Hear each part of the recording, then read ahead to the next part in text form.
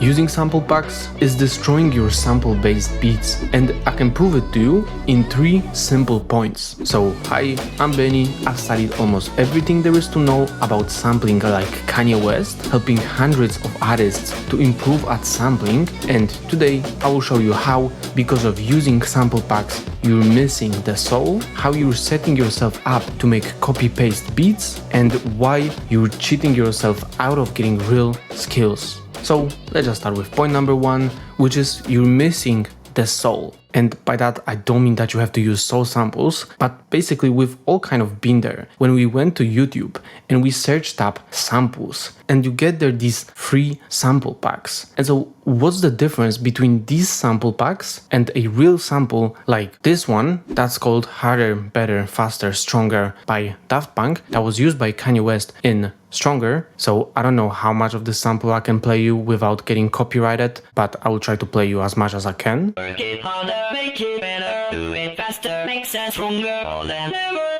after our work is never over. And so the difference is that behind this song, behind the quote-unquote real sample, is a person or a band who put their own emotions, feelings and stories into their song, which gives this sample a soul that you just cannot replicate. While sample packs, they're usually just made to sound great and like they're made to catch your ear. And so real samples are so much better because you can take that soul, you can take the emotions, the feelings, and you can morph them into what you need for your song, which is something you could never do with a sample pack. And in fact, that's exactly what Kanye does for all of his songs. So literally, right now, I dare you, go and pick whatever song you want from Kanye West and post it in the comments. I can guarantee you that not a single one of you will be able to find a song where Kanye doesn't use the soul of the sample to morph it into what he wants for his song. But anyway, going back to this Kanye example and how he uses this sample. So for Kanye here, it's actually pretty simple and pretty straightforward because he actually takes the sample at face value and he doesn't even change the context of it all that much. He kind of just keeps the same topic of the sample while putting on another layer of it. So he grabs this section and you can see that I chopped it up on every quarter beat. So it sounds like this. Work it harder, make it better, do it faster, makes us stronger. And he actually just rearranges that by taking every second of the chops and rearranges them into this. So the chopped up version sounds like this. Work it, make it, do it, makes us harder, better, faster, stronger. And you can probably already recognize it, but the next thing Kanye does is he just takes this one big chop that I already played you earlier when I showed you the sample, and he actually doesn't do all that much with it because he just loops it while from time to time just cutting out a part of it and sometimes just fading the sample out so it plays a little bit nicer. Now to just finish up this remake of Kanye West Stronger, I'm gonna grab this bass. And here is the pattern that Kanye makes. Work it harder, make it better, do it faster, makes us stronger, all that never after our work. Then Kanye grabs a sawtooth wave synth, he builds these chords on top of the bass line, adds a little bit of chorus to them, and they sound like this.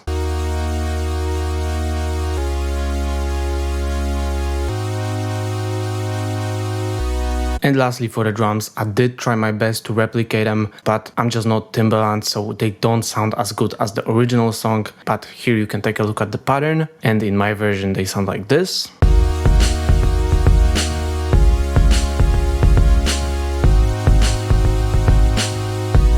So basically that shows you that you don't even need to have super complex ideas and you don't have to change the entire context of your sample, but even just using the topic that's already in there and adding your layers on top of it should be more than enough to create great beats. And so if I grab all of this, arrange it all out and add a Kanye West a cappella, it's going to sound like this.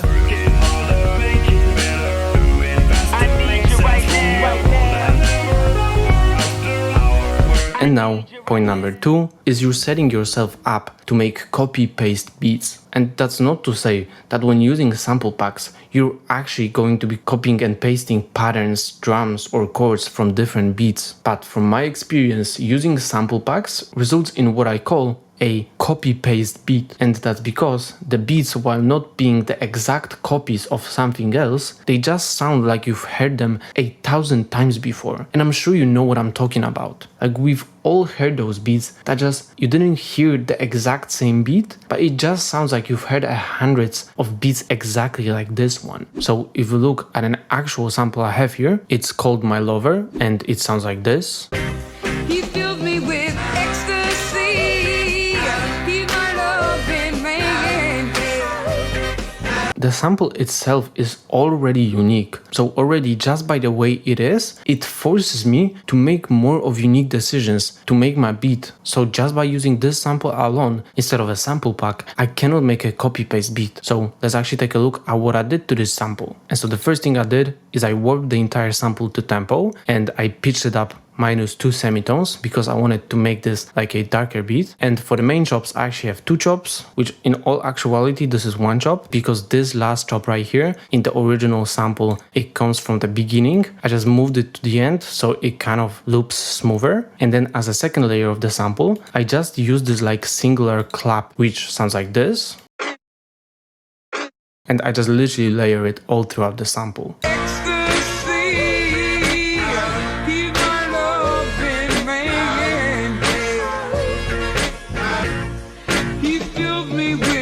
Next up, this sample needs a little bit of processing, so what I did is I added this EQ to get rid of all the low end, that way I can add my own bass later on. I added a little bit of phaser, so the sample itself gets way wider and I have more space in the middle. And lastly, one more EQ to once again get rid of the low end that I do not want. And I actually cut off quite a bit of high end, so everything that's above 10k, it just gets cut off, which will make my sample a little bit more tucked in. So the sample is just gonna be way more in the background of the beat.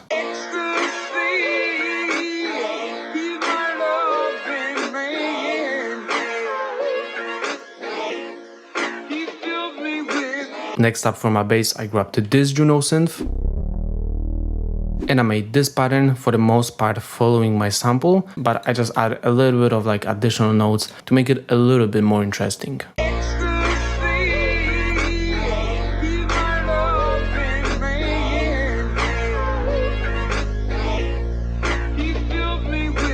Continuing with the instruments, next I grabbed this brass synth from Mellotron. And to make it a little bit wider, I add this delay where the right side of your ear just plays a fraction of a millisecond later, so it actually makes it sound wider. And then I just use a utility to make it even wider. I make this pattern, and here's how it sounds.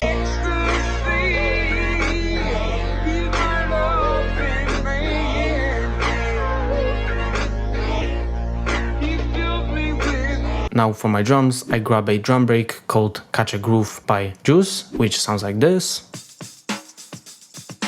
I chop it up, layer it with this kick, this snare, and I add analog clip with a compressor to just squeeze the juice out of all of it, and it sounds like this.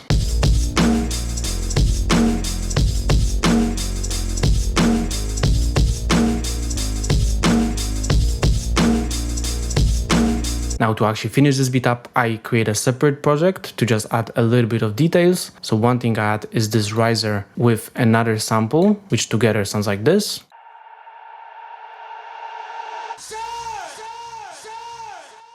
Then I copy a brass melody onto a flute layer. And lastly, I grab this Juno organ synth. I build out these chords, and that is everything. So if I grab all of this and arrange it all out, here is how the final beat for point number 2 is going to sound.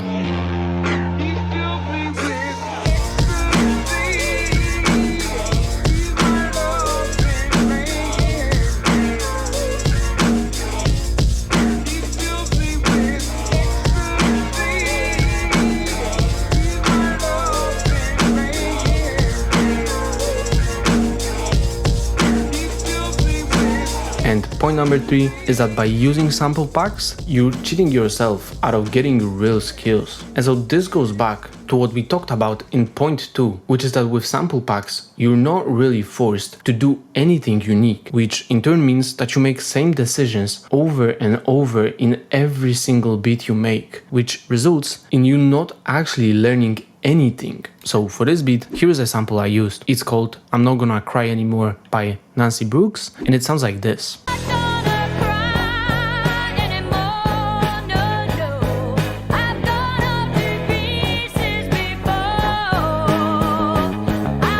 And so the thing about this sample is that this is a rock sample, which is kind of unusual for a lot of people to sample rock. And basically because I use the rock sample here, it forces you to actually listen to the sample and to make decisions that usually you wouldn't make, which teaches you a lot. And actually this sample is one of the first rock samples that I ever used, and pretty much after this I fell in love with using rock samples, and now I have so many beats that I sample rock in. But anyway, going back to what I did with this, I basically warped this sample to tempo, I pitched it up 3 semitones, and I added this pretty harsh EQ, cutting out all of the low end and all of the high end, so that's gonna make it sound like this.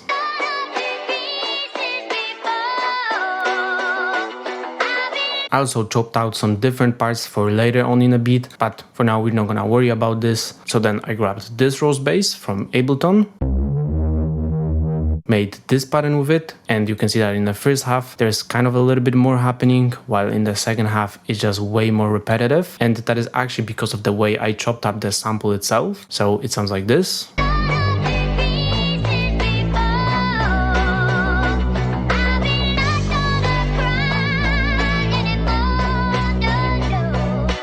Now I actually do something really similar with the chords, where for the chords I grab this sound.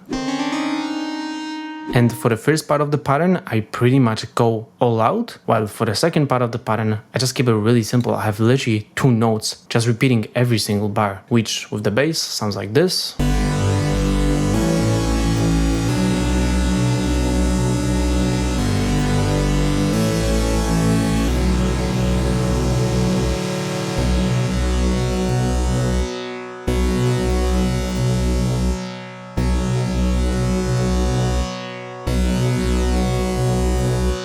Later on, I also copy my chords onto this string with staccato, so I can play this 8th pattern.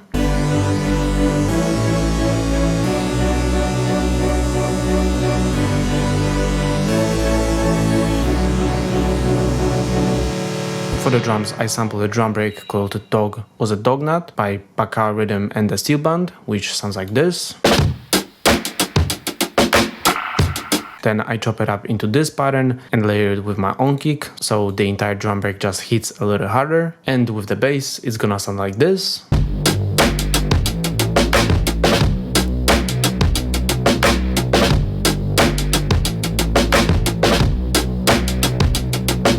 And yeah, that's pretty much everything for this beat. So if I grab all of this and arrange it all out, the beat is going to be done. So if you want to become a sample-based artist like Kanye West, then check out Sample Academy. You will get there the 90 days Got Your Sampling roadmap, where I will give you all the step-by-step knowledge to sample like an artist. So go check it out. It's first link in the description. And yeah, now that you understand why you shouldn't use sample packs, you should go and check out whether you're making one of these 5 sampling mistakes in 15 minutes. So see you there.